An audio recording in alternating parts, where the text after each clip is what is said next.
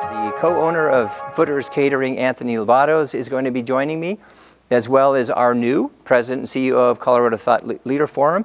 I know we're going to talk a little sports because she's from one of my favorite towns, Chicago. So we'll be back in 1 minute. Thank you. We are back in the same three chairs where I was inspired by three young leaders. And we're going to continue the thread of the vision of young and emerging leaders. We're going to take a little different tack and talk about what it was like to be a young leader, what young leaders can do from their perspective a little bit better. And I'm just going to jump right in. I'm going to read it from my phone because this is where it is. When we chatted via LinkedIn or email the other day, I had sent you a couple questions, and here's one of them. And jump in however you want. But what do you believe will help young and emerging leaders to be better prepared for tomorrow? And by better, I mean different and more efficient than the leaders before them. Who wants to jump in?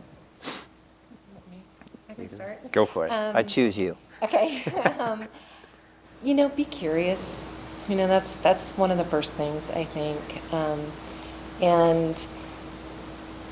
And being willing to be vulnerable, I think, is something that is hard to learn.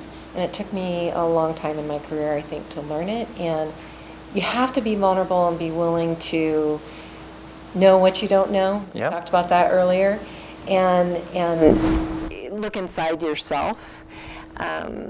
Do a lot of self-reflection. I think that's one of the key points. And then, for me, Anthony and I were talking about this, was getting back to how can I become a heart-centered leader, right? And I think that's critical. Well, you said vulnerability. It certainly comes from the heart. And if you're listening and you want to speed up the ability to understand vulnerability, Brené Brown. Yeah. Google, follow, love, and admire Brené Brown. That's all I'll say about vulnerability. Anthony, to you, what are your suggestions about how they can become better? Yeah, I can't echo enough Brené Brown. Yeah. In her book, she has a quote. It's actually from Manu Shafiq, who was the director of the London School of Economics, and she said, in the past, jobs were about muscles. Now they're about brains, but in the future, they'll be about heart. Yep. And I'm a firm believer that we have to embrace this concept of heart leadership. And while right now, it may be something that is a bit of a competitive advantage, I think it's going to be mandatory moving forward, because as we progress with computers and the speed of AI, thing computers can't do is have heart. So, big believer in that. Great. I also loved what Danny said before about self-discovery. It's something that I wish I would have done more of earlier in my career. Me too. And as you spend time learning who you are, what you're great at, where you can best contribute, it allows you to show up in completely different ways, and really lean into where you can have the most impact. And so for young leaders, I think that's critical to being able to be more efficient and lead in a different way. I agree. Yeah, and Anthony, what you and your wife are doing at Footers Catering, I mean, you're all about heart leadership. My tribe is all over. Everybody I know follows that. You're into a job that is going to be renewed, I believe, with your leadership. I've been in Colorado Thought Leader for a long time, and I will tell you that they are also a heart-led leader organization. So it'll be interesting to see how you lead other people with heart from your heart. Yeah, so, thank you. any other comments on that question? Along the lines for heart-level leadership, there was, I don't know if you've seen, and Steve Jobs did a video, I think it was 1997, about Think Different and how marketing had to change. We're in this noisy world, and it has to be less about the speed, the megahertz, the gigabytes, all of that, and more about what are your values. And I think it's the same with leadership, right? It's what are my company's value? What's our purpose? What's my values? What are my employees' values? And are we fostering environments for them to thrive and find their purpose and capitalize on what we're good at and what we're passionate about? And the other thing I would want to remind the audience about, from my point of view, is values are wonderful for you, your family, your team, but do your values align with the organization that you're now working for? Right. Great benefits, but do they really speak for and believe in the same things you do? And I don't know your thoughts, Anthony, on this, but if they don't take the job. Don't be part of an organization that doesn't align with your values, yes? Right. And on the flip side, making sure the people we bring into our organization, it's actually one of the things we do in our interview process. We hand them this deck of, we call it our value deck, and it's just got all these values on it. And first thing we do is hand them that deck of cards and say, go through the deck and pick out the 5 that you most live your life by. And there's no right and wrong answers. I just want to know who you are. And we can do a whole hour-long interview just on those 5 cards, and I will know really well whether that's someone we want to have to be part of our organization. Smart. And along those lines, I went to a B Corp summit a few years ago, and an HR person got up and spoke, and she had just come from a conference, and she said, at this conference of HR leaders throughout the country, we were amazed. We were all talking about how the #1 question we now get is, what are your company's values? And she said that was a question that 10 years ago nobody asked. No. You want to work here or not? Yeah. No. And I believe the young leaders today have not only the education and the moxie, I might say, but the interest and the curiosity to make sure where I'm going to be investing my time. Now, we can call them entitled, we can call them impatient, but again, if you like Brene Brown, you got to know Simon Sinek as well.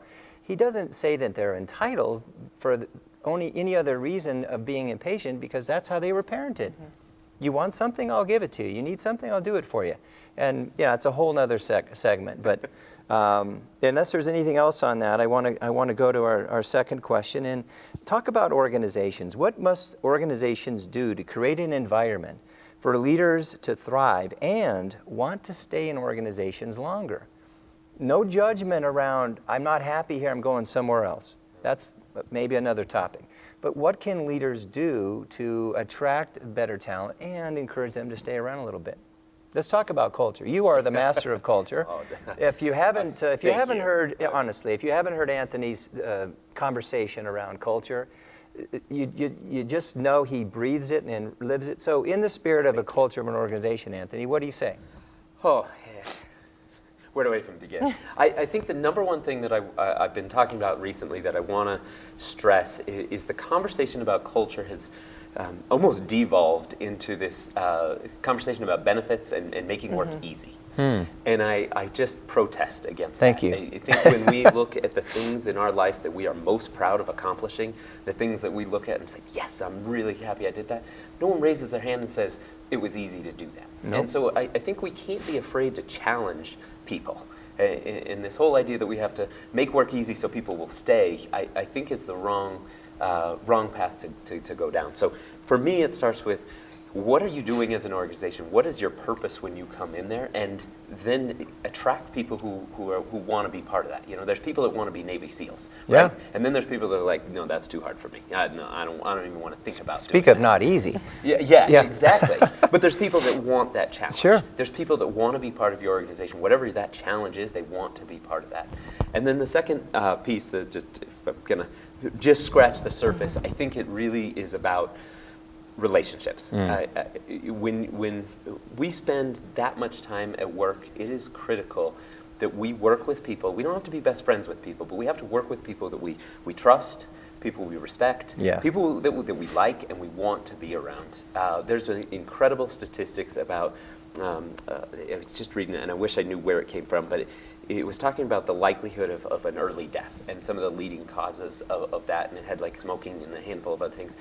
It's 70% higher chance of an early death by having not strong social connections.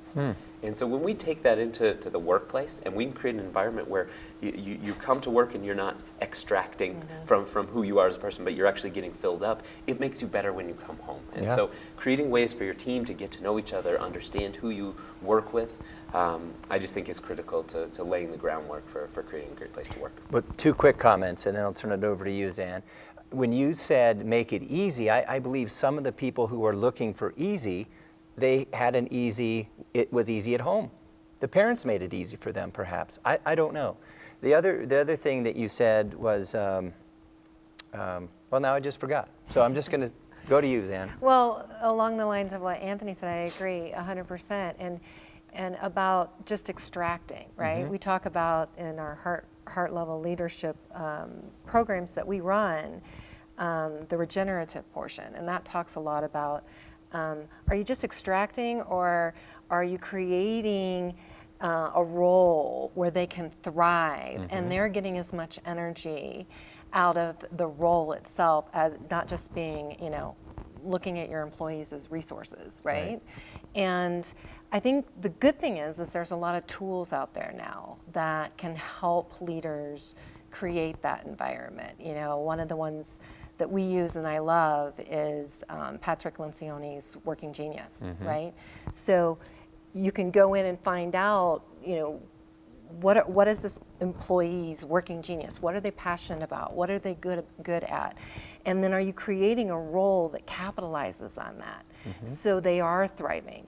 I would also add, do you know what your staff's personal and professional goals are, so that you're supporting them, you're creating a role that will help them achieve their personal and professional goals? There is another assessment that we've used, the Predictive Index, right? That allows you to kind of see how someone thinks, what's important to them, what they enjoy doing, and it also allows you to create teams that where there's thought diversity, right? Everybody looks at everything through a different lens, and that's part of the regenerative component as well. Do you have people who are all coming at this from a different lens? And that's a good thing. It is. Because that's where the innovation comes from. I believe DEI has taken on a life of itself, but Jandel reminded us today it is diversity about thinking. It's a diversity about where we came from, and diversity about how we want to challenge situations. It's, you hit it on the head. And one of my clients, First Bank, it does a really good job of understanding the strengths and the opportunities of their employees so that they can coach and mentor and grow them accordingly. It's hard to play to someone's strengths if you don't know what they are, right? And I think another tool that's really good that I think a lot of people don't use, and we were talking about it at work recently, was stay interviews. And I had never heard a stay interview. And it's just, are you checking in on one-on-one with your employees and asking them some questions to see where their mindset is? I know that there's been times where I've quit my job and everyone's really surprised. And I thought, well, if anybody had ever asked me Why did they ask you? Why didn't they? Why didn't they? I just think it was a culture where I did not feel empowered to share. And I don't think it was a culture that was set up to focus on that, right? They didn't care. Right. And so Honestly. I think if you take the time to ask and say, what was the most frustrating day last week, or last month, and, what was your best day? And just ask questions and know, and take time to have a stay interview. The leaders don't ask those questions, Ann, because they don't want to know the answer. Because if they want you and will allow you to be honest and authentic, let's say I report to Anthony and I never see him, and then on the way out he says, well, what are some of the reasons you're leaving? It was you. It was you, and how you didn't see me, you didn't care about me. But if you have checked in with me, we would have been able to resolve probably most of the issues I might have, or you might have with me. But unless there's a relationship, which is formed by communication, right? We have to be. We should want to be curious as leaders. Right. How may I lead better today? Right. What do we do at home? How can I be a better dad? I don't know. Or do you care? Ask, and then you'll get information.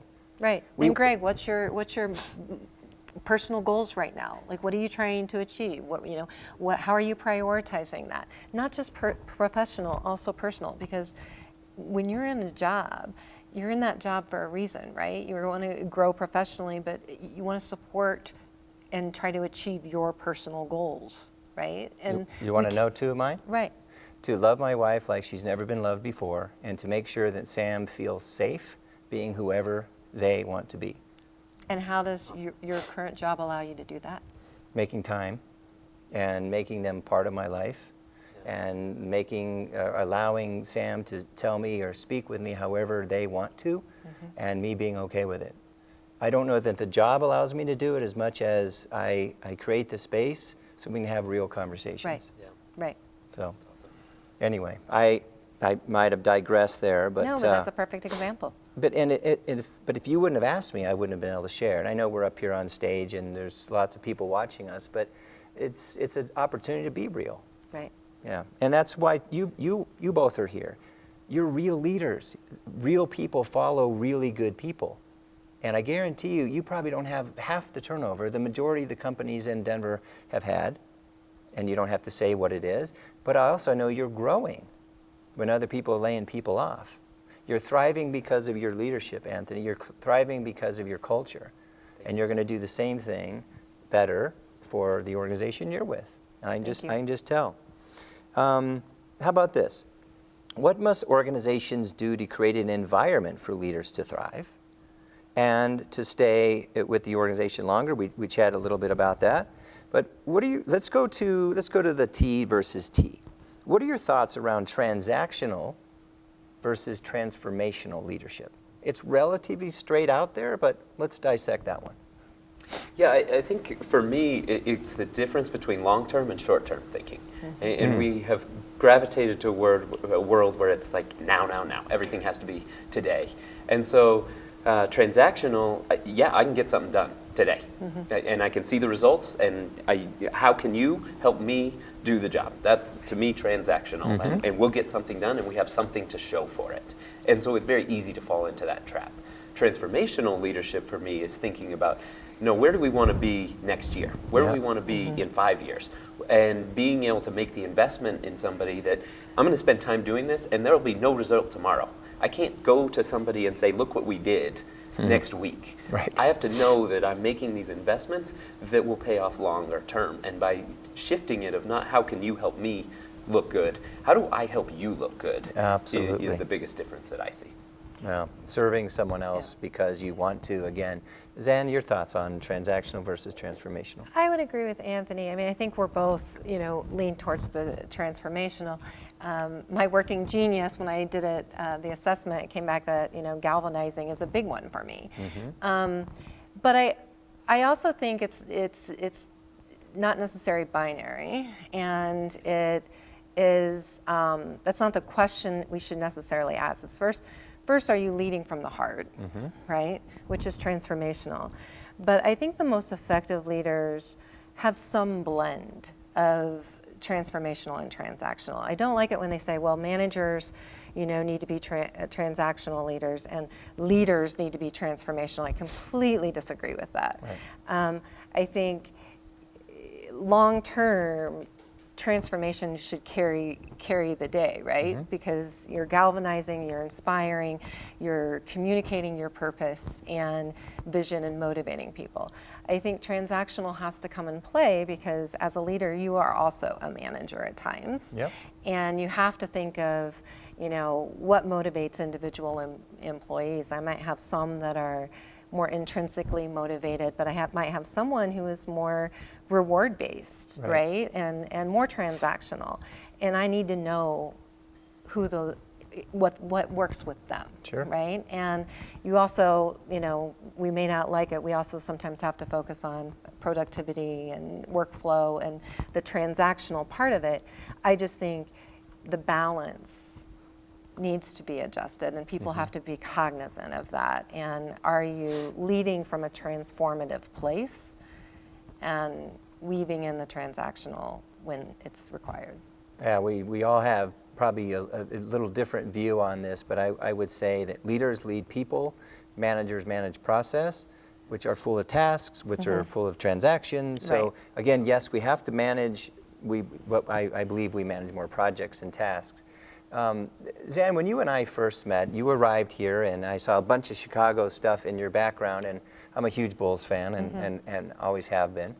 I want you to share your story with us, and a couple questions is, who did you really learn leadership from? And I know you and I talked about it briefly, but why are you here? Why did you decide you wanted to take this role with such a storied organization? Oh, that's a lot. You have 43 seconds. No, I'm just kidding. Take your time. I moved here 4 years ago. because my husband had an opportunity to come Sure. here for his job. But in Chicago, I was the president of a subsidiary of the Chicago Bulls and White Sox. And Jerry Reinsdorf owns both teams. They have a wholly owned subsidiary that is responsible for community engagement, youth programs, everything from summer camps to year-round programming, tournaments, anything out in the community that was done out of our subsidiary. And I was president of that subsidiary. And I loved my job. And I'd worked there a long time and wasn't really sure if I wanted to leave it, but this opportunity arose and we decided to come out here. And when I made that decision, I was like, okay, whatever my next step is, it's going to be something that I believe in, I'm passionate about, is going to help me grow and continue to evolve. And I'm going to take my time. And I had learned of Colorado Thought Leaders Forum, being introduced to one of their programs called Wise Women, was super impressed. I went to my first meeting and I was like, I saw tribes. And I'm all about developing a community of support around you. No matter where you are as a leader, it never stops.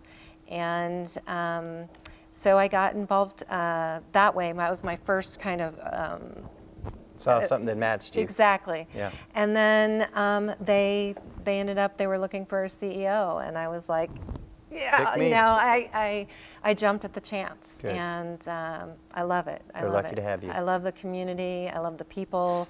I love, I'm inspired by what we're doing. Yeah. And you said, when you were talking about Jerry, you said all the things and he and their Yeah. team is involved in. I heard transformational. Very much so. Right? And how can we be more transformational than working with kids who are going to see what you can do if given an opportunity, and then before you know it, right? Yeah. And I would say I had Beautiful. two great mentors. One is Jerry Reinsdorf, just brilliant person, good soul, loyal, integrity, transparent, all of those things. And then the senior vice president, CFO of the White Sox, was the direct person that I reported to. And he was amazing. He was probably my biggest mentor. I mean, he's the person who, I tend to be a perfectionist, and he's the first person that pointed out to me that I was avoiding failure, and by avoiding failure, I was leaving opportunity on the table, and that he knew me well enough to know my drive would supersede my need for perfection, and so he gave me permission to fail. It's beautiful. And gave me permission to push the envelope and try new things, because he's like, what's the worst that can happen? Right. It doesn't work, Right. right? And then we have something we can check off that we know now doesn't work, right? But listen to what the leader is telling you. What's the worst thing that can happen if we fail? Right. Not you fail. Right. Oh, now you're gone because you failed. I mean, Right. that's the kind of relationship that we really want to have in our organizations, and unfortunately, there's a lot of organizations that just don't. Right. Anthony, close us up here. Tell us who was the person that when you were growing up and you were becoming a young leader, and let's face it, you're not an old person at all. You're still emerging. We all are, but We're seasoned. I'm not. a seasoned not as young as I emerging. used to You're be. right. But seriously, who could you give that credit to? You know, I would actually like to shift the question just Please. a little bit. I've been blessed with so many great people in my life. And I think that the thing that I got hung up on for so long was that I had to have this perfect mentor that fit the mentor build of like, we have this formulaic relationship and we meet this often and Right. all these things. And I really struggled with that. And when I realized that I could have a lot of different mentors that mentored me in different areas and in different ways, it changed my whole, I opened up a lot more to that possibility, that I wasn't Great. looking for this one person that was all-knowing person. I resented the fact for a long time that you know, I was envious, you know, Greg and Danny both mentioned that their dad. And for so long, I resisted that my dad could be my mentor. Because of just some blocks that we had, and it took me a really long time to understand, like, no, I can really appreciate who my dad is for this area. And this is what I love about my dad and what he's brilliant at, and that I can go to him and ask him for advice. But these 8 things over here, I could never do that. And there was a big hang up. And once I let that down and say, no, I can go over here and over here for these pieces, because these are the people that really can help me in that area. I think it just really changed how I looked at mentorship, not only from what I got from mentors of mine, but also how I was a mentor to other people, that I didn't need to be everything to one person that was looking to me. So hopefully that was okay to take a little bit of a tangent. And I love there, your humility and saying you love being a mentor, but you know that you aren't supposed to be everything to everybody. And you know, my dad was fantastic in certain areas, but thank God I didn't grow up like him, or I wouldn't see anybody else. Yeah. And I'll just leave it at that. But and similarly, I have had some wonderful men and women in my life that at the right time they appeared, or the right time I saw them. I knew I needed help or I needed some support. But so to the young people, the emerging leaders, the seasoned leaders, we're all in the same boat. When it comes right down to it, how are you going to develop? How are you going to grow? Who are you going to bring with you? Today would have been nothing with me sitting up here telling you what I believe is true and right and perfect. I went out and collaborated with some of the most amazing human beings that were A, interested, V, available, and were committed to helping me put on an amazing day. And to them, to you, Xan, Anthony, thank you. Anthony, as you may know, was with us in February of 21 too. When I came a calling, I didn't even stop the ask. He said yes, and that's just who you are, Anthony. Again, I reflect back as what a great organization you're doing. And in my opportunity, and I'll do it from the chair, and I'll just say thank you. Thank you for the thousands that are watching. Again, to the people in all sorts of countries, and some of them I mentioned this morning. If you went to bed already, I hope you wake up and see the rest of it. Take something from today and put it into play. Play to your strengths and help people get you to be as strong as you possibly can, so that you can do some of the things that we've talked about here today.